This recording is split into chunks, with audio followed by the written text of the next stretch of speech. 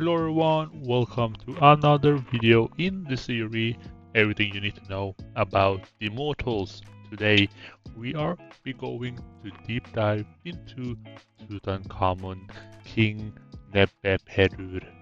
I'm sorry I probably butchered the name, the king name. I'm not going to try to pronounce it again, but in this video I'm going to be covering everything that you need to know about Tutankhamon.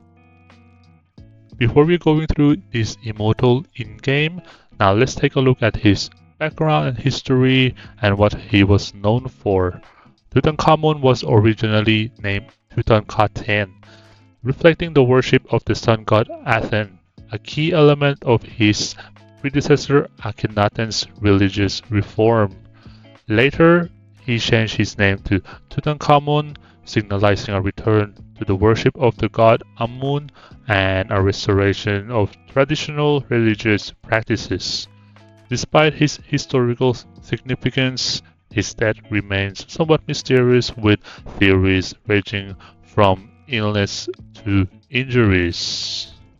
Now that we have covered a little bit about his background and stories, now let's go back into the game and see how to get Tutankhamon and its fragments.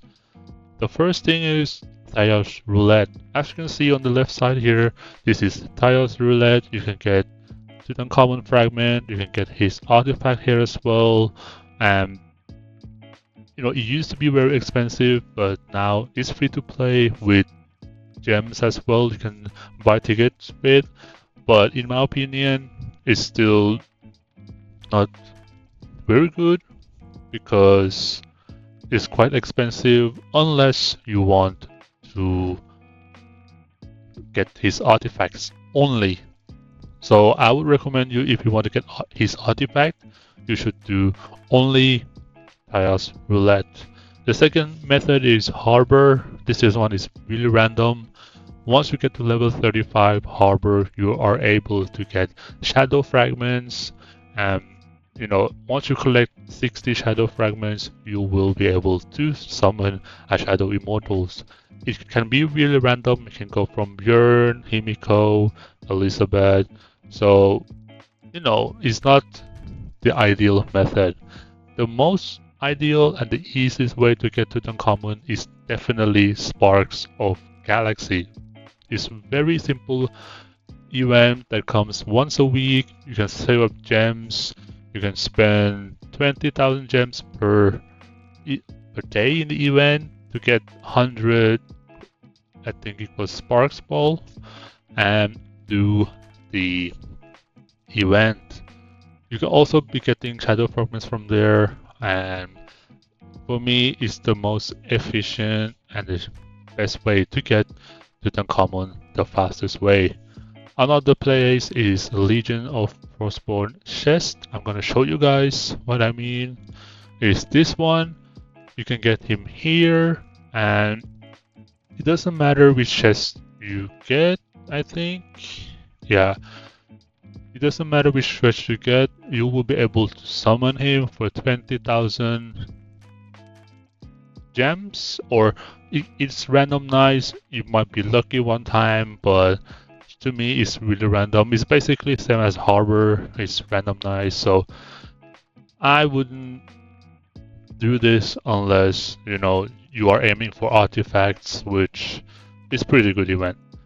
So you need 60 fragments to unlock his character and 960 to unlock his artifact slots. So it's basically very similar to the other immortals, and if you manage to, or if you want this immortal, I will recommend you to do Spark of Galaxy. Now that we know about how to get his immortal fragments and the immortal, let's go take a look at the stats and ultimate skill. As you can see on the screen, you can see that his base stats for level 1 is really good for attack and physical defense and magical defense. It's really good for the base stats. You can see that what kind of immortal he is right from the start.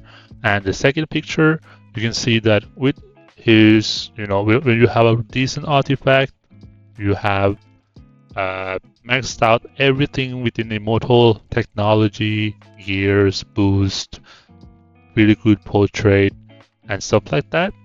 You can see that he will have around 11,000 physical attack, over 5,000 physical defense, and over 5,000, almost 6,000 magical defense, which is really, really good. Also, if you look at the energy region, keep in mind the stats of the Tutankhamon. You can see here, they had, instead of having Surge, they had like the attack one, the red one, which doesn't give energy region. But if you have Surge on Tutankhamon's artifact, the energy region will be, I think, around 85 to 90. So now let's take a look at his skills. You can see that his skills looks pretty good. Unleash 5 waves of energy to random enemies, dealing physical damage rate 125% when damaging an enemy that is affected by bleed or tear. Tutankhamon will have 35% more chance to recover of his maximum troops. When the same target is hit within 1.5 seconds, the damage is double. This is really, really good skill, in my opinion. It's very strong against all the elements, but the only weakness, in my opinion, is Theodora. Theodora can, cleanse, bleed, and tear. So when Tutankhamon meets Theodora, he become, unusable. But against everything else, he will be really good. I'm gonna show you guys his ultimate and how it works. We are in a training camp and we're going to be testing, and I'm gonna showcase the ultimate skill of Tutankhamon. Don't mind the other side here because they are just random team that it was on the training camp, so it doesn't matter who you meet. But I'm just gonna showcase Tutankhamon here. I have maxed out the gears, levels, and his, boost is only 24. His skills are only like at level 3, so you won't be seeing very much damage from him, but you're gonna be seeing something. So we're gonna see how his skills work, and you're gonna be seeing the arrows that come up from the immortal when the energy region comes up. So I can see immediately he's pretty strong. His base attack is pretty decent, and keep in mind I do not have any skills on it. You can see there, you see the arrows that came down. That is Tutankhamon's ultimate skill, which is really strong. It works really well with Björn. It has popped up 2 times now, and I think you can see the 3rd time right there. Yeah, and this is very good skill in my opinion. Let's take a look at his stats. You can see that the Wrath of Horus is doing double damage. It's really, really strong. This is like the active passive of Tutankhamon. The real skill is here. He's doing a lot of damage. I really, really like this immortal, and this skill is really cool. Now that I've gone through his ultimate skill and stats and showcase his ultimate, let's go talk about the artifacts. As you can see here, we have Surge and Iron Fist, and as you saw from previous slides, I had the maxed out stats of Tutankhamon, and it is from Iron Fist artifact. So if we had Surge, you will get a lot more energy region. Some people might prefer that, but in the late game, I think both of them are really, really good. Now let's take a look at his artifact and what it does. When Wrath of Horus deals double damage, it unleashes to 2 random enemies with a 65% chance to stun them for 3 seconds. In my opinion, really good. Especially, I would prefer Surge when it comes to his artifact. As you can see on the skill, if you can proc his skill more often, you have more chance to stun the enemies. Now that we covered the artifacts, let's take a look at Tutankhamon's best skills. These are just my opinions. Of course, there are probably other people that prefer other skills, but in my opinion, I think these skills works very well. It also depends what kind of build you are looking for. As a free to play and you don't have a lot of 3 skills, you should go for something like Garrote and the Chaotic Blade, as you can see on the screen, Chaotic Blade. And I didn't put it on the screen, but you have also Garrote and you have Physical Shield to make him, more tanky, sustainable, a little bit longer so he can proc his skills, especially against a team like Alex and Hannibal. And of course you have Lifelink, Fighting Will, and Death Breath. They are really good skill on them, especially as a free to play. However, they're not gonna be better than the 3 skills. And I think the best combo for Tutankhamon is basically Blade Vortex and Executioner, and also, if possible, you can probably pick out like Spear Impale. Some people prefer Corrosive Power or some different build. Somebody has the whales have probably the legendary skills as well. But this one is I think I put out these 10 skills because I think they are pretty easy to get and I think they are working very well for Tutankhamon. But of course, if you have different variants, you can definitely go with that. And I'm gonna show you guys some other builds from people in my server to see what kind of builds they have. But everything, the builds is situational.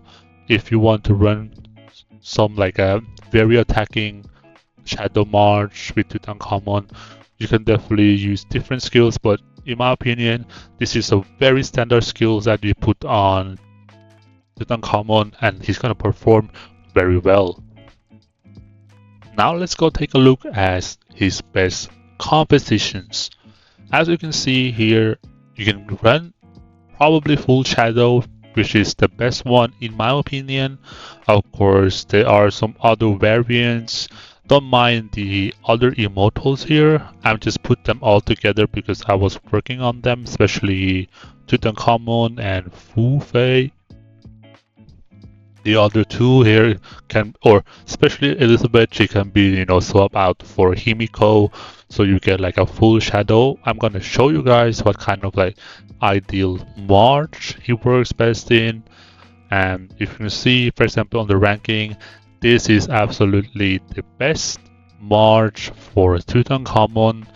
I have seen him in different March, but I don't think he is going to be working well in those marches because they just don't work, right? It will perform okay, but if he is in the full shadow march with other shadow immortals like Björn, Himiko, and Tomiris, I think he's gonna perform really well. As you can see here, he is using the drastic action, corrosive power, and fighting master. I think that is because he has his own way or has an idea how he will work.